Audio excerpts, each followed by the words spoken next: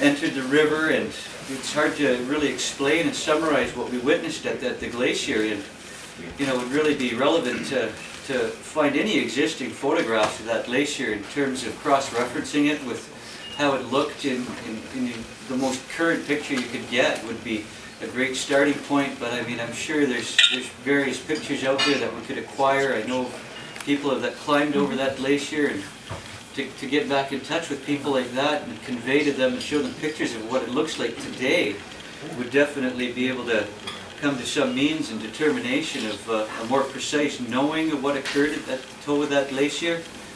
It's right up to the glacier. There's large piles of woody debris that are very close to the glacier, which is really concerning. That there had to have been a high volume of water to do that in a short amount of space. And understandably, there's a lot of woody debris in the river down here where it's spilled over the banks and it's conglomerated.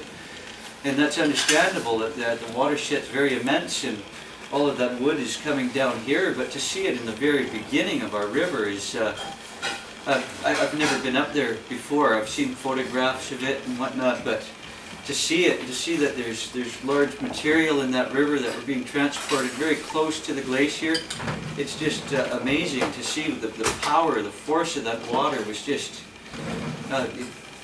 unpredictable is what it was. I don't think anybody foresaw anything to this extent, in terms of monitoring the weather and whatnot from a meteorological point of view. We can predict that it's a large rainfall of 200 millimeters, but I think what happened here with the coast range really compounded the amount of rain, and it was probably more like in the lines of 600 to 800 millimeters of rain, which is really significant amount in a very compacted time frame that it occurred.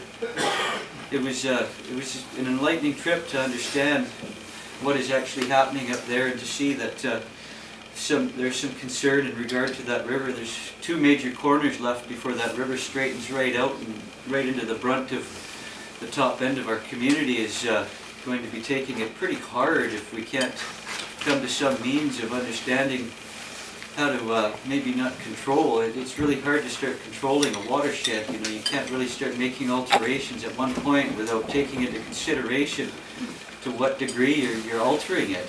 And I'm not one to understand that clearly from a technical perspective, and for all the articles of enlightened education that people can put on their wall, it still can't describe and summarize what we're talking about.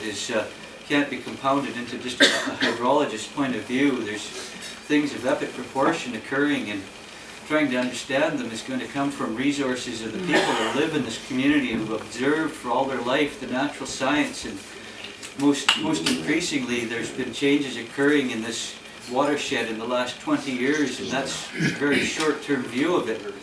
We can take a larger scope view from the remaining elders and have their perspectives on what it looked like before, and those are valid things that need to be validated to concur that the information process isn't valued completely out of education systems. There's a large amount of valued education that has to occur at a membership level of people that have lived here for their entire lives, have a deep understanding of how floods have worked, and now they've been confounded with something that occurred that kind of eludes description to them, I guess.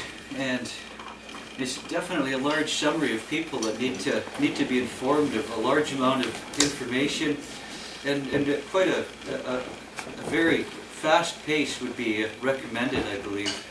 And that's a concise summary, right? Very, very. I could elaborate a little bit, but that summarizes it briefly.